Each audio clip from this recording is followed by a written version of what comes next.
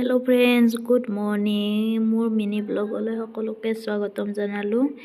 মই এতিয়া ৰুটি বেলিলোঁ। ৰুটি বেলি কিনে আৰু কাবেলি বুটৰ চব্জি বনালোঁ অলপ। তাৰপিছত লগতে ৰুটিটো বেলি কিনে বনাইও আছোঁ। তাৰপিছত হৈ গ'ল আৰু এতিয়া মই খাবৰ কাৰণে ৰেডি হৈ গ'লোঁ। ৰাতি একো খোৱা নাছিলোঁ, বহুত ভোক লাগিছিল, এইটো কাৰণে এতিয়া খাই আছোঁ আৰু দৌৰা-দৌৰিকৈ বনাইছোঁ যদিও টেষ্টি হৈছে। চিম্পলকৈ বনালোঁ, তাৰপিছত এনেকৈ খোৱা হৈ গ'ল মোৰ। আৰু এতিয়া গৈ মোৰ ডিউটি যাবৰ কাৰণে ৰেডি হৈ গ'লোঁ। মই অলপ ভাত খালোঁ, দৌৰা-দৌৰিকৈ ৰুমৰ অলপ কাম আছিল, কামকেইটা কৰি কিনে সেইখিনি দেখুওৱা নাই আপোনালোকক। বাকী মোৰ ৰেডি হৈ গ'লোঁ যাবৰ কাৰণে।